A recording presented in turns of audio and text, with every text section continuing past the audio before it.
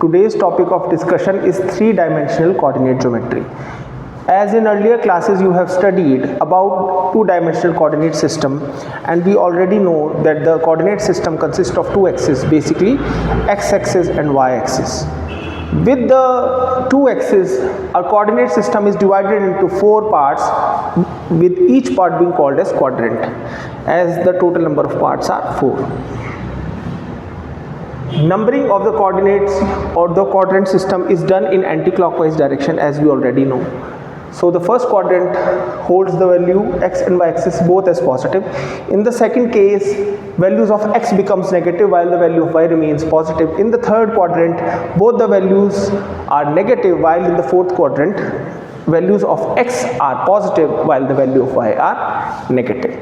The both axes generally intersect at this point, and this is named as origin, while the coordinate of origin are 0, 0. It has to be remembered by this.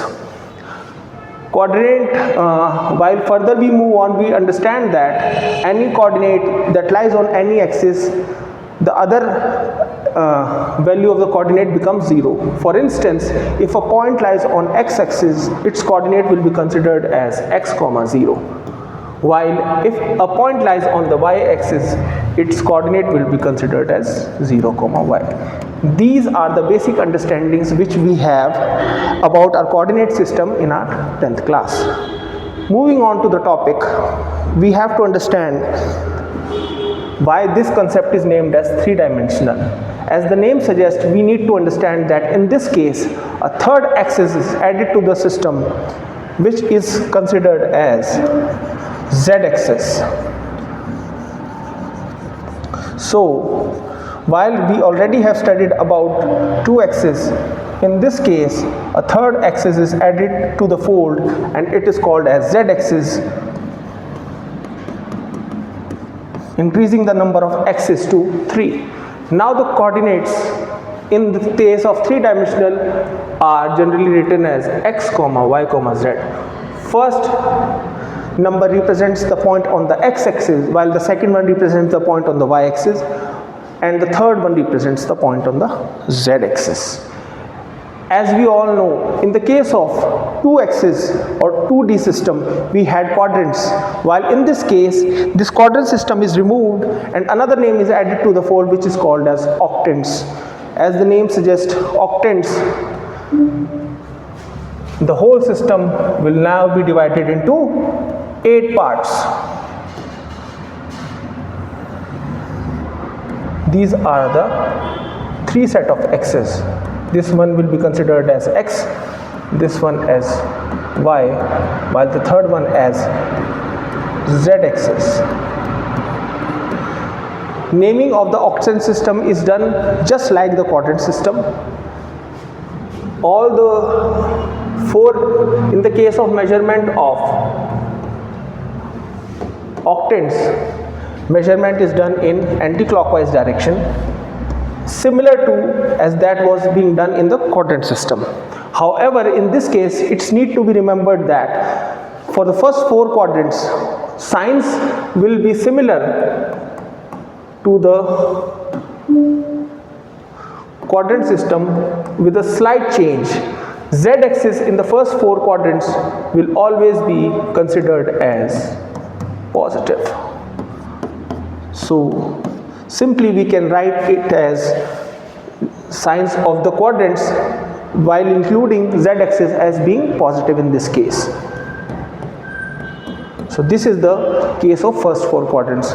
Moving on to the fifth octant. In this case, it is just behind the first octant.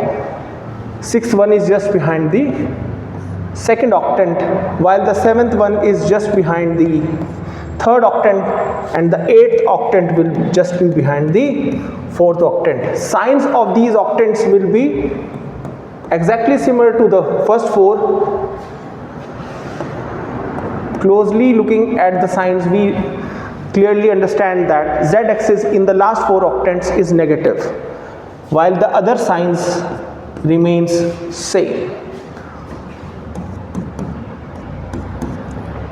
So this is the whole concept of octant system, in which the whole coordinate system is divided into 8 parts. Clearly understanding how is the octants are named and what will be their respective signs of the axis in each case. Moving on.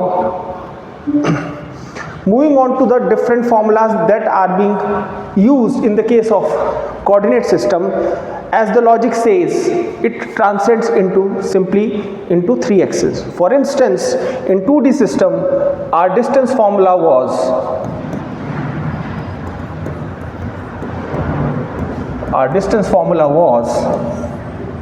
x2 minus x1 whole square plus y2 minus y1 whole square.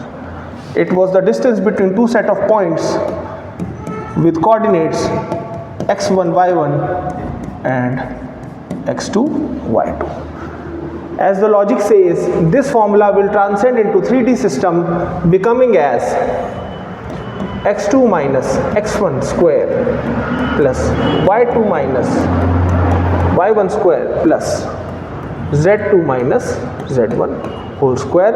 It would be the distance between the two set of points A and B, whose respective coordinates are x1 y1 z1 and x2 y2 z2.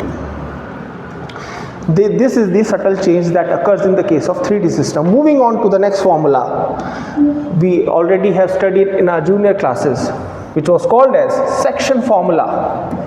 Section formula was actually the concept of a point dividing a line segment into a particular ratio m:n. We would consider this division as internal because the point C is after point A and before point B. So this division would be considered as internal division. Coordinates of A are x1 y1, coordinates of B are x2 y2, while the coordinates of C would be written as mx2 plus nx1 upon